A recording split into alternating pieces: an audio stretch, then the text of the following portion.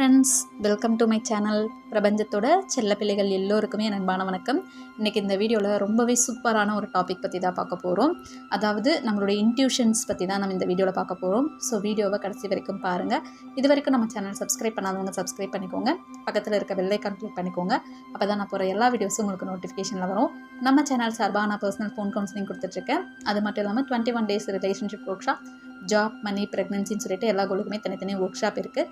அது கூடவே visualisation, photo healing and நம்மளோட கோல் ரிலேட்டடான சப்ளிமினல் மியூசிக்கும் நான் ரெடி பண்ணி கொடுத்துட்ருக்கேன். ஸோ யாருக்கெல்லாம் இன்ட்ரெஸ்ட் இருக்கோ எனக்கு வாட்ஸ்அப்பில் மெசேஜ் பண்ணுங்கள், நான் டீட்டெயில் ஷேர் பண்ணுறேன். அதாவது லா ஆஃப் அட்ராக்ஷனில் ரொம்ப ரொம்ப ரொம்ப முக்கியமான விஷயம் அப்படின்னா என்ன அப்படின்னு பார்த்திங்கன்னா, நம்மளுடைய உள்ளுணர்வு அப்படிங்கிறது என்ன அப்படின்னா, நம்மளுக்குள்ளே இருக்கிற ஆழ்மனம் 24 மணி நேரமும் நம்மக்கிட்ட ஏதாவது ஒன்று பேசிக்கிட்டே தான் இருக்குது. அதில் சில விஷயங்கள் பார்த்திங்கன்னா அப்படியே நடக்கிறத நம்ம பார்ப்போம். இப்போது லா ஆஃப் அட்ராக்ஷன் நீங்கள் பண்ண ஆரம்பிக்கிறீங்க, முறையாக பயிற்சி பண்ண ஆரம்பிச்சிட்டிங்க, பாசிட்டிவான விஷயங்களை ஃபோக்கஸ் பண்ண ஆரம்பிச்சிட்டிங்க, அதுபடி வாழ்க்கையிலையும் நடக்க ஆரம்பிச்சிட்டிங்க அப்படின்னா கண்டிப்பாக உங்கள் உள்ளுணர்வு உங்களை வழிநடத்தும். இதை நான் எப்படி சொல்கிறேன் அப்படின்னா, நம்ம எல்லாருமே ஏதோ ஒரு அற்புதமான காரணத்துக்காக தான் இந்த பூமியில் நம்ம பிறந்திருக்கோம். இப்போ நான் பிறந்ததுக்கு ஒரு ரீசன் இருக்கலாம், நீங்கள் பிறந்ததுக்கு ஒரு ரீசன் இருக்கலாம். ஸோ அந்த ரீசன் என்ன அப்படிங்கிறது நம்மளுடைய ஆழ்மனதுக்கு ஆல்ரெடி தெரியும். ஸோ அது உள்ளுணர்வுகள் மூலமாக நமக்கு சொல்லிக்கிட்டே இருக்கும். அந்த உள்ளுணர்வுகளை நம்ம கரெக்டாக ஃபாலோ பண்ண ஆரம்பிச்சிட்டோம் அப்படின்னா நம்ம வாழ்க்கையில் எல்லாமே சக்ஸஸ் தான். இதை நான் எப்படி சொல்கிறேன் அப்படின்னா, இப்போ எம்எஸ் தோனி அப்படிங்கிறவங்க கிரிக்கெட் ஆடுறதுக்காகவே பிறந்தவர். அவர் வேறு வேலைக்கெல்லாம் போனார், அங்கே அவருக்கெல்லாம் நிம்மதி கிடைக்கல, சந்தோஷம் கிடைக்கல. அவரோட உள்ளுணர்வு உள்ளே சொல்லிக்கிட்டே இருந்தது, நீ ஒரு கிரிக்கெட் வீரர்னு. அதை அவர் கரெக்டாக ஃபாலோ பண்ணதுனால மட்டும்தான் இப்போ அவர் அந்த துறையில் சிறந்து விளங்குறாரு. அதே மாதிரி ஒவ்வொருத்தருக்கும் உள்ள இன்ட்யூஷன் ஒவ்வொன்றும் சொல்லும். இப்போ நிறைய பேர் என்னென்னா, சமூகத்தில் சொல்கிற விஷயங்களுக்காக, நம்மளோட குடும்பத்தில் சொல்கிற ஃபோர்ஸ்க்காக தேவையில்லாமல் நமக்கு பிடிக்காத விஷயங்களை பண்ணிக்கிட்டு இருக்கோம். ஆனால் நம்ம உள்ளுணர்வு சொல்லும், இதுக்காக தான் நீ பிறந்திருக்க, இதை எப்படியாவது பண்ணு அப்படின்னு சொல்லும். அப்படியே அந்த உள்ளுணர்வு உங்களை தூண்டும் போது அந்த விஷயத்தை கண்டிப்பாக பண்ணிடுங்க. அது உங்களோட வாழ்க்கையில் ரொம்ப ரொம்ப ரொம்ப சந்தோஷத்தை கொண்டு கொடுக்கும். ஏன் இதை நான் சொல்கிறேன் அப்படின்னா, நிறைய பேர் கவுன்சிலிங் வரும்போதே தெரியுது, அவங்களோட இன்ட்யூஷன் இந்த விஷயத்தை பண்ணாதீங்கன்னு சொல்லுது. மற்றவங்களோட ஃபோர்ஸ்க்காக, மற்றவங்க முன்னாடி சந்தோஷமாக வாழணுங்கிறக்காக, அடுத்தவங்களுடைய கௌரவத்துக்காக பார்த்திங்கன்னா அந்த விஷயத்தை பண்ணணும்னு நினைக்கிறாங்க. ஸோ அப்படியெல்லாம் பண்ணும்போது அது உங்களுக்கு சந்தோஷத்தை கொடுக்குமா அப்படின்னு கேட்டிங்கன்னா கண்டிப்பாக கொடுக்காது. நிறைய பேர் கவர்மெண்ட் ஜாப் மேனிஃபெஸ்ட் பண்ணணும்னு வருவாங்க. ஏன் இதை மேனிஃபெஸ்ட் பண்ணணும்னு நினைக்கிறீங்க அப்படிங்கிற கொஷின் கேட்டாலே, அது கிடச்சா எனக்கு அதில் சம்பளம் வரும், நல்ல வேலை, லைஃப் டைம் செட்டில்மெண்ட் அப்படின்னு சொல்லுவாங்களே தவிர, அது மூலமாக அந்த ஜாபில் நம்ம என்னென்ன நல்ல விஷயங்கள் கொடுக்க போகிறோங்கிறதே அவங்க வாயிலேருந்து வராது. இதுவே ஒரு தப்பான மைண்ட் செட்டு தான். அதாவது என்னென்னா, அடுத்தவங்க நம்மளை மதிப்பாங்க, அடுத்தவங்க நம்மளை உயர்வாக நடத்துவாங்க அப்படின்னு நினைக்கிறதே நம்ம அப்ரூவ் பண்ணிக்கல அப்படிங்கிறது தானே ரீசன். நம்ம இங்கே என்ன சொல்கிறோம், சந்தோஷமான வாழ்க்கைக்கு தான் லா ஆஃப் அட்ராக்ஷன் யூஸ் பண்ணுறோன்னு சொல்கிறோம். அப்போ உங்களோட இன்ட்யூஷன் சொல்லும் இல்லையா, இதெல்லாம் பண்ணிங்கன்னா நீங்கள் சந்தோஷமாக இருப்பீங்கன்னு சொல்லும். அப்போது அந்த சந்தோஷம் அப்படிங்கிறது நம்ம இந்த சமூகத்துக்கு கொடுக்கும்போது தான் நமக்கு திரும்பி வரும்.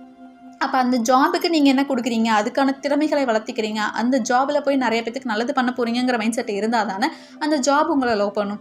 ஜஸ்ட் அந்த ஜாப்லேருந்து என்ன வருதோ அதை மட்டுமே ஃபோக்கஸ் பண்ணிகிட்டு இருந்தால் அந்த இடத்துல நம்ம கரெக்டான மைண்ட் செட்டை கொடுக்கலன்னு தானே அர்த்தம். ஸோ இது உங்களுக்கு ஒரு இடத்துல சந்தோஷத்தை கொடுக்காது. நீங்கள் ஒரு எதிர்பார்ப்போடு அந்த ஜாபில் போய் சேர்றீங்க, அந்த ஜாபில் சேர்ந்ததுக்கப்புறம் அந்த ஜாபில் நீங்கள் எதிர்பார்த்த மாதிரி சுச்சுவேஷன்ஸ் இல்லை அப்படின்னா மறுபடியும் உட்காந்து வேறு விஷயத்துக்கு நம்ம மேனிஃபெஸ்ட் பண்ண முடியுமா? முடியாது இல்லையா? அப்போ உங்களோட இன்ட்யூஷன் சொல்லும், இது உனக்கானதுன்னு கரெக்டாக சொல்லும். அதை அப்படியே ஃபாலோ பண்ணி போனீங்க அப்படின்னா நிச்சயமாக நல்லது நடக்கும். நிறைய பேர் சொல்லுவாங்க, இது மாதிரி நான் நினச்சேன், இமீடியட்டாக அந்த விஷயம் எனக்கு நடந்துருச்சு அப்படிம்பாங்க. அதெல்லாம் எதனால் அப்படின்னு பார்த்தீங்கன்னா, நீங்கள் ஆழ்மனதோடையும் பிரபஞ்சத்தோடையும் இணைய ஆரம்பிச்சிட்டிங்க. ஏன்னா நம்ம ஆழ்மனதுக்கு ஃப்யூச்சரில் என்ன நடக்க போகுதுங்கிறது தெரியும். அது இன்ட்யூஷன் மூலமாக சொல்லிக்கிட்டே தான் இருக்கும்.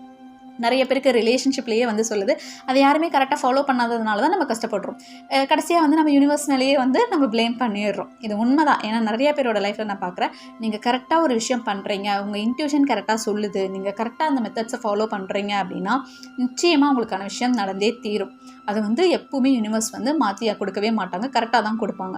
ஆனால் நம்மளோட இன்ட்யூஷன் ஒன்று சொல்லுது, வெளியில் நம்ம ஒன்று சொல்லிகிட்டு இருக்கோம் அப்படின்னா அது நம்மளோட மிஸ்டேக் தான். சில பேர் பார்த்திங்கன்னா வெளியில் ரொம்ப பாசிட்டிவாக பேசிகிட்டே இருப்பாங்க, நல்லது நடக்கும், ரொம்ப ஸ்ட்ராங்காக இருக்கேன்னு சொல்லுவாங்க. ஆனால் அவங்களுக்குள்ள செல்ஃப் டவுட்ஸ் இருந்துக்கிட்டே இருக்கும், இது நமக்கான விஷயமானு தோணிக்கிட்டே இருக்கும். அப்படி இருக்கும்போது அது நமக்கான விஷயம் இல்லைங்கிறதான நம்மளோட இன்ட்யூஷன் சொல்லுது. அப்போ அதையும் மீறி ஃபோக்கஸ் பண்ணி அதை மேனிஃபெஸ்ட் பண்ணுறது யார்? நம்ம தான்.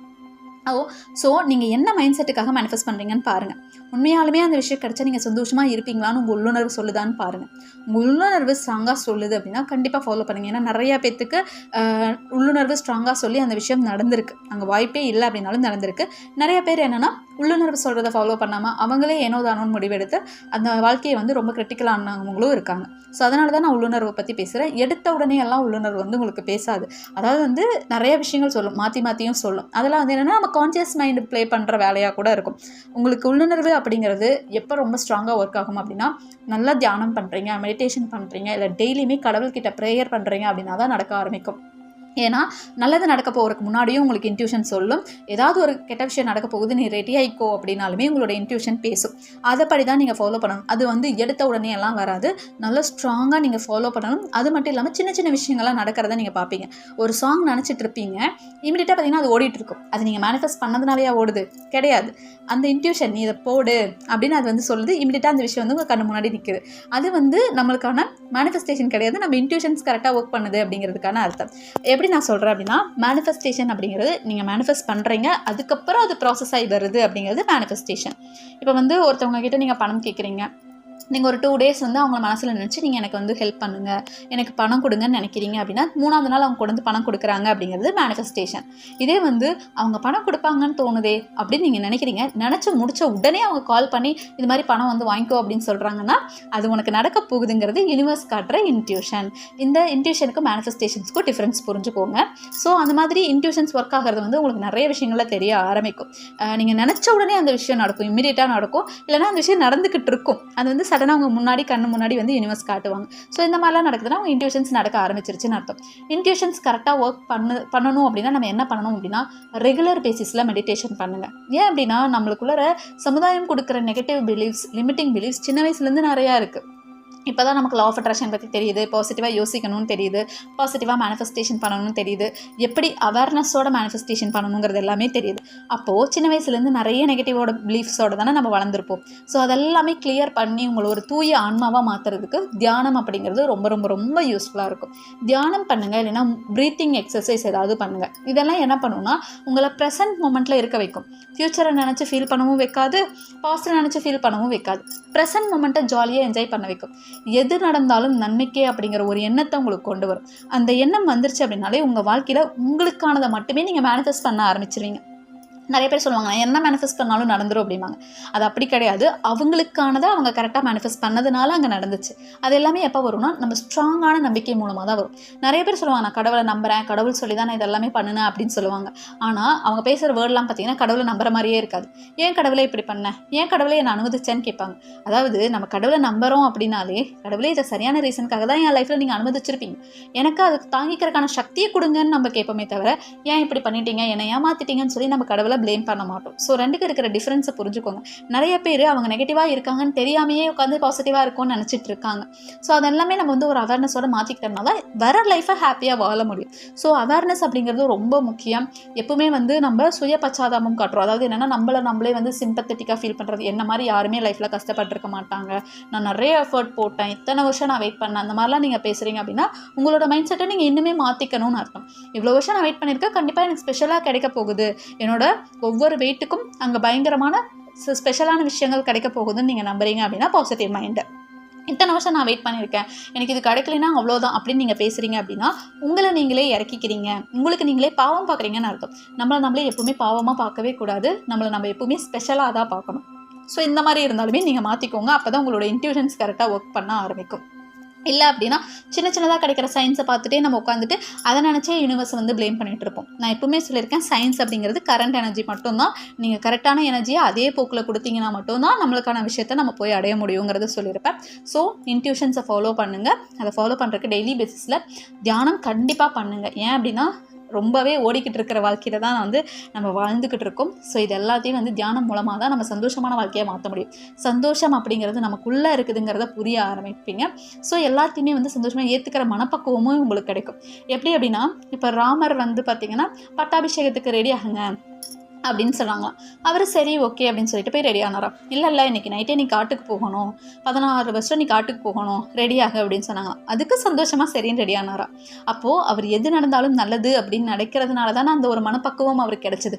அப்போ அங்கே காட்டுக்கு போனாலும் நம்மளால நிறைய பேர் நல்லா இருக்க போகிறாங்கன்னு நினச்சதுனால தான் அவர் சந்தோஷமாக போனார்.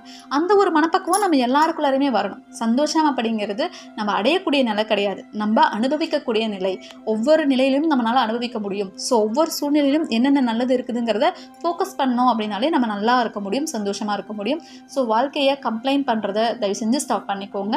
எல்லாமே நமக்கு நல்லது தான் நடந்துகிட்ருக்கு. உண்மையாலுமே நம்மளாம் ரொம்பவே பிளஸ்டு சோல் தான். நம்மளோட வாழ்க்கையை வாழ்றதுக்கு எத்தனை பேர் ஏங்கிட்டு இருக்காங்க. ஸோ அதெல்லாமே உணர்ந்து இப்போ இருக்கிற வாழ்க்கையை சந்தோஷமாக வாழுங்க. ஃப்யூச்சர் கண்டிப்பாக நல்லாயிருக்கும்.